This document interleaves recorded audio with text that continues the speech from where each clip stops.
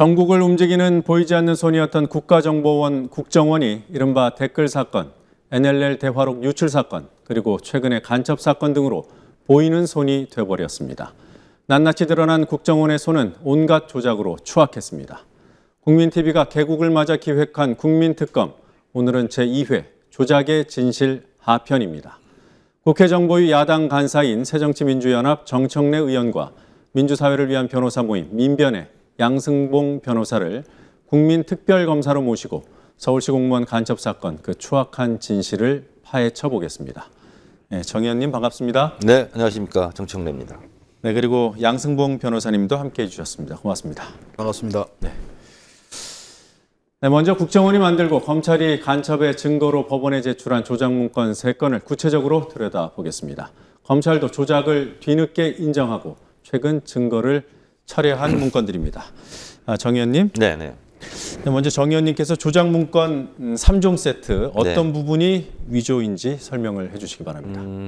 검찰이 증거를 처리한 것으로 보아 검찰도 아마 인정한 것 같아요. 조작되었다는 것을. 첫 번째 유우성 씨의 출입경 기록서, 화룡시 공항국에서 발급했다는 출입경 기록서, 그리고 그런 발급을 한 사실이 있다 하는 발급 확인서, 그리고 삼합 변방 검사참에서 유우성 씨가 왔다 갔다 했다 하는 정황 설명서, 이 3건이죠. 중국 대사관에서 위조되었다고 이미 발표한 그 문건 3개입니다. 네. 그 어떤 부분들이 이 조작의 증거인지 좀 구체적으로 설명을 해주시겠어요? 지금 우리가 지금 얘기하고 있는 3가지 문건, 위조된 3가지 문건이 만약에 중국 정부에서 공식적으로 발행했다라면 발행 절차가 있더라고요. 네. 관청의 부속기관처럼 외사판공실이라는 게 있었습니다. 네. 외사판공실은 어떤 기관이냐면 중국은 사회주의 국가이고 그러다 보니까 이 서류 정치를 많이 합니다. 페이퍼 정치를. 근데 또 위조도 많잖아요, 중국이. 그래서 이것이 우리 정부 기관에서 발행한 문건이 맞다라고 확인해주는 절차가 또 하나 있더라고요. 그게 외사판공실입니다. 그러니까 이 문건이 틀림이 없다 하고 찍어주고 그 찍어준 문서만이 예를 들면 선양 총영사관에 갈 수가 있는 거예요. 화룡시 공항국에서 발행했다는 출입경 기록서는 그것이 맞다라면, 진본이라면 화룡시 공항국 소속 외사판공실의 도장이 찍혀 있어야 돼요. 그리고 그것이 선양 영사관을 거쳐서 대검으로 가야 되거든요. 그런데 선양 총영사관에 가서 물어봤더니 그 영사 확인 도장을 찍어줄 수 있는 담당자는 딱 한 명, 법적으로. 유모 영사였어요. 여자분이었어요. 근데 그분은 영사 확인을 해준 적이 없다. 왜냐하면 오지 않았기 때문에 영사 확인을 하지 않은 거죠. 그렇기 때문에 그거 하나만 보더라도 중국 화룡시 공항국에서 발행한 문건이다 하는 것은 새빨간 거짓말로 드러난 거죠. 자, 양 변호사님, 잠시 1, 2심 때 증인들 문제를 좀 짚어보죠.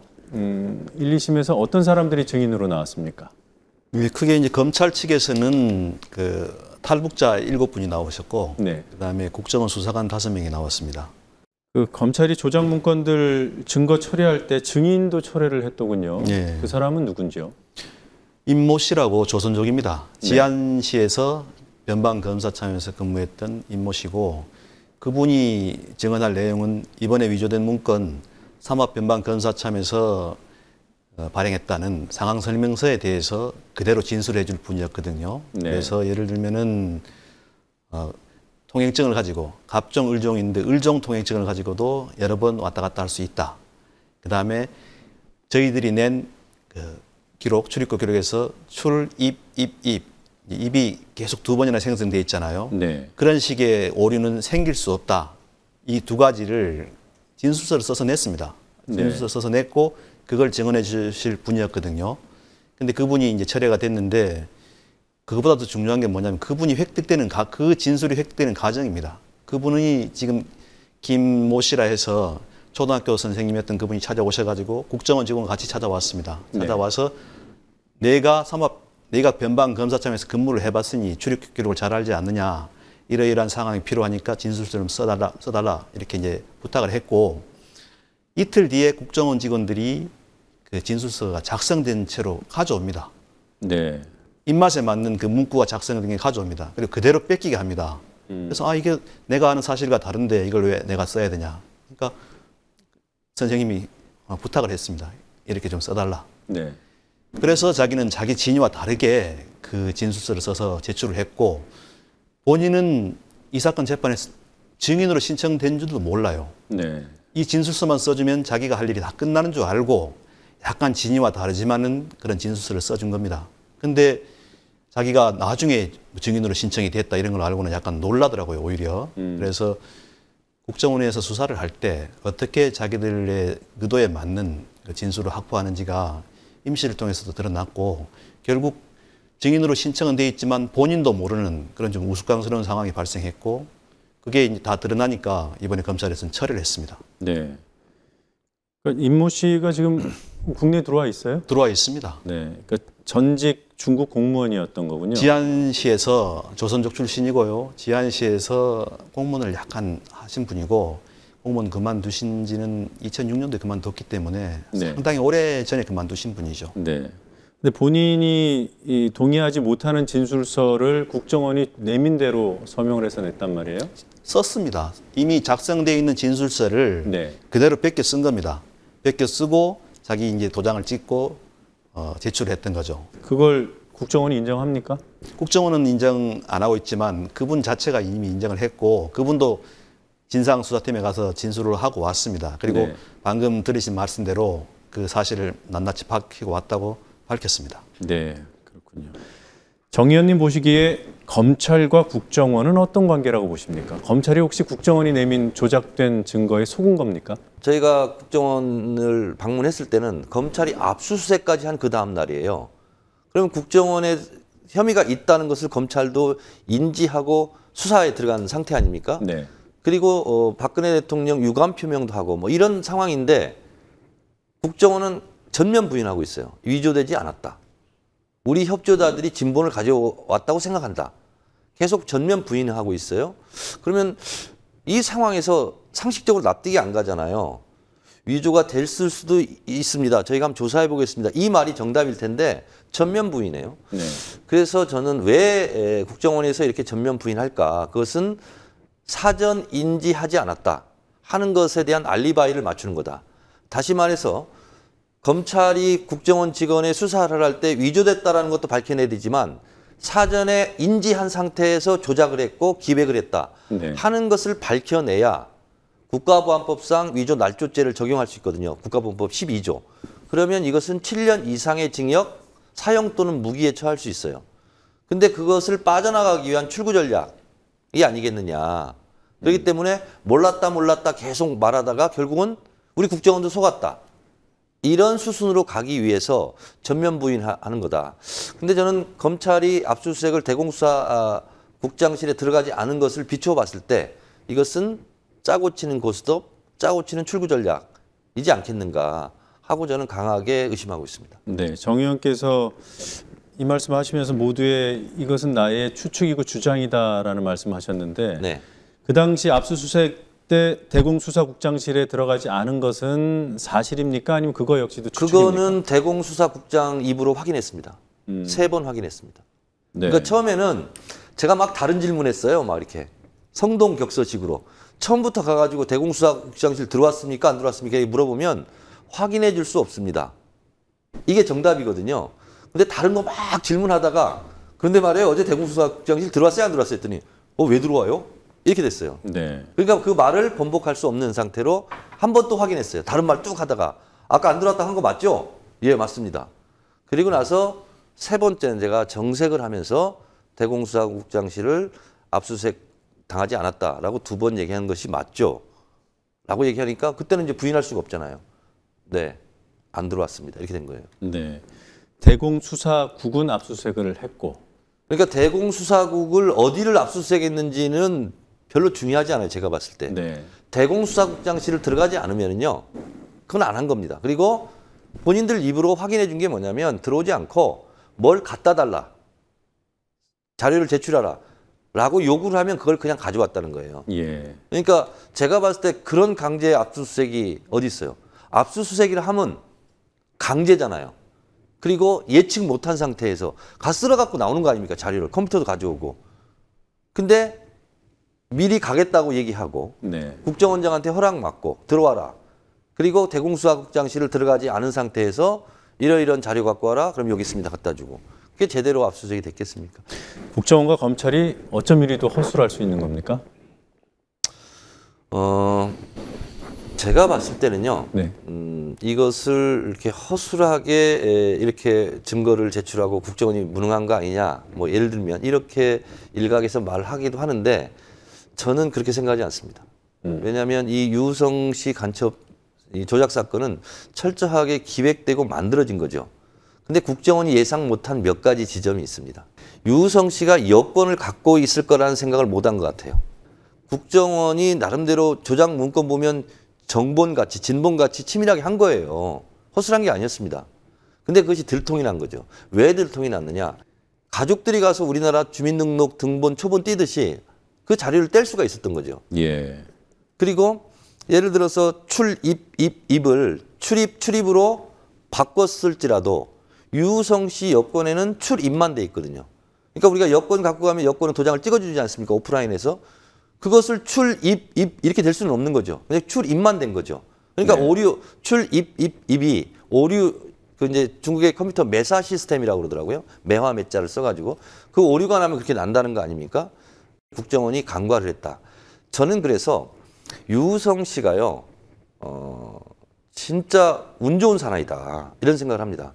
지금 언론에서도 보면 증거 조작 구체적인 증거가 나오면 나올수록 유성 씨를 공격하는 유성 씨를 간첩은 맞다. 일부 증거에 문제가 있을지라도 간첩은 맞는 거 아닌가라는 그러한 취지의 보도들이 일부 언론에 나오고 있습니다. 그것도 반복적으로요. 예. 그냥 마구마구 쏟아내고 있습니다. 그리고 그 마구마구 쏟아내는 자료가 새로운 게 아니에요. 1심 재판부에서 충분히 의혹 제기가 됐고 다 반박이 됐던 해명이 됐던 겁니다. 근데 그게 마치 새로운 사실처럼 그대로 소스를 지금 전달하고 있습니다. 그리고 그 네. 소스는 아주 은밀하게 이루어진 그 수사기관에서의 수사 자료거든요. 도저히 독자적으로 취재가 불가능한 자료들입니다. 그러니까 뭐 어디서 제공했는지 뻔하지만 거기에 대해서는 이제 언급을 하지 않겠습니다. 변호사님께서는 국정원이 왜 이런 말도 안 되는 조작 사건을 일으켰다고 보시는지요? 그동안은 비교해 줄 수 있는 비교군이라든지 이런 자료가 없어서 그냥 넘어왔던 겁니다. 계속 허위 사실이 만들어지고 허위 증거가 나오더라도 그걸 이제 깨지를 못했던 겁니다. 여기서 한 가지 내가 더 첨가하고 싶은 말은 이번은 박원순 서울시장 떨어뜨리기 프로젝트의 일환이 아니었겠느냐라고 저는 주장합니다. 왜냐하면 오세훈 시장 때 비정규직으로 들어갔다, 계약직으로 들어갔다 하더라도 어쨌든 박원순 시장이 데리고 있었던 거 아니냐. 그렇기 때문에 박원순 시장은 간첩이 암약하도록 도와준 거 아니냐. 실제로 이런 주장을 하고 싶었던 것 같아요. 그렇기 때문에 2013년 1월 이 간첩 사건, 조작 사건이 터지자마자 보수단체들이 서울시청에 몰려가서 박원순 책임지라고 얘기합니다. 네. 그 데모를 하고 그 사진을 제가 갖고 있어요. 원세훈 국정원장 때부터 수사가 이루어진 사건입니다만 이번 문건 조작은 남재준 국정원장 재임 시절에 일어났잖아요. 예. 남 국정원장이 개입돼 있다고 보십니까? 지금의 돌아가는 양상은 국정원 댓글 사건과는 정반대의 기소를 하지 않을까. 꼬리를 자르지 않을까. 네. 이런 거죠. 국정원 측에 제가 말씀드리고 싶은 것은 제발 좀 일관성이 있어라. 어? 저희가 그때 그랬거든요. 원세훈 원장뿐만 아니라 실적 댓글 공작에 들어갔던 사람들까지 다 선거법으로 구속 기소해라. 근데 검찰에서는 아니다. 상명하복 관계이기 때문에 지시를 한 사람이 실제로 중죄를 지었고 그건 어쩔 수 없이 마지못해 지시받고 한 거기 때문에 이 사람들은 기소할 수 없다 했거든요. 그것이 맞다면 그 기준을 이번에 적용하시기 바라겠습니다. 그건 국정원 댓글 사건은 상층부만 기소를 했고요. 네. 이번 사건은 밑에 실무선 그것도 극히 일부만 지금 기소를 한 상황이란 말이에요. 그렇습니다. 예. 네.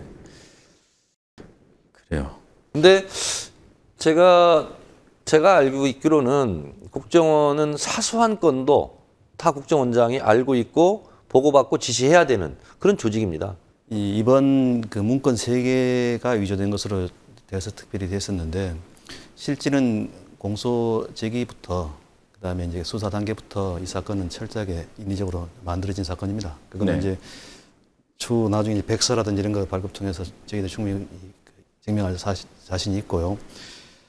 수사 의지는 아까 의원님 말씀하셨지만은 한 달 뒤에 사건이 불거지고 나서 한 달 뒤부터 압수수색이 있었거든요. 네.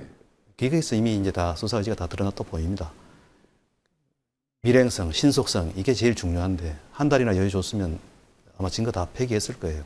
남겨두는 것 자체가 이제 이상할 거고 저는 강한 수사 의지를 느낄 수가 없고 무엇보다 이번에 지금 공소 제기한다고 합니다. 벌써. 그리고 그 모해 증거 위조죄 뭐 이런 식으로 한다고 하는데 이 사안은 정말 전형적으로 국가보안법 위반에 들어맞는 사안이거든요. 네. 그래서 그거 적용하지 않는다면은 이미 뭐 다 결론 내놓고 나머지는 다 생색내기용으로 진행하고 있다고 보고 있습니다. 네. 정 의원님, 네. 정보위, 국회 정보위가 열리면 남재준 국정원장한테 어떤 점을 확인하고 싶으십니까? 지금 상황에서 국정원장 한마디가 굉장히 전 중요하다고 생각합니다. 자, 검찰이 국정원까지 압수수색했는데 지금도 국정원에서는 위조됐다고 보고 있지 않느냐? 네. 않는가라고 물었을 때 뭐라고 답변할까? 저는 그 대답이 굉장히 궁금해요. 그거는 확인해 줄 수 없습니다. 이렇게 답변하기 곤란하잖아요. 자, 중국 대사관에서도 검찰에서도 증거를 처리했는데 그러면 국정원은 이것이 증거 조작이 됐다고 보느냐? 아직도 조작이 안 됐다고 보느냐? 라는 질문에 대해서 국정원장이 어떻게 답변할까? 이 부분이 저는 굉장히 귀추가 주목됩니다. 네. 그 전에 혹시 남재준 원장이 사퇴할 가능성은 없어요? 저는 개인적인 의견으로 자진 사퇴하면 안 된다고 생각하는 사람입니다. 왜냐하면 이것은 분명하게 국가보안법 위반이기 때문에 저는 사법처리 대상이지 그리고 파면 해임 조치의 대상이지 자진 사퇴하고 그냥 편안하게 이렇게 지내도록 하는 것은 이 사건의 마무리가 아니다. 저는 이렇게 보고 있습니다. 만약에 사퇴하면 국회에는 출석을 안 하게 되는 거죠? 그렇습니다. 네. 알겠습니다. 자, 오늘 두 분 말씀 잘 들었습니다. 네, 고맙습니다. 고맙습니다. 국민TV 개국 특집 국민의 이름으로 기소한다. 국민특검 2회는 여기서 마치도록 하겠습니다. 다음 주 월요일 3회에서는 서울시 공무원 간첩 사건에 이어서 새롭게 조작 의혹이 제기되고 있는 이른바 탈북자 여간첩 1호 원정화 사건에 대해 알아보겠습니다. 관련 내용 특종 보도한 한겨레신문 허재현 기자 그리고 원정화 씨와 함께 간첩 혐의를 받았던 원 씨의 양아버지 김동순 씨 변호인인 이광철 변호사가 국민특별검사로 출연할 예정입니다. 이 시간은 여기서 모두 마치도록 하겠습니다. 고맙습니다.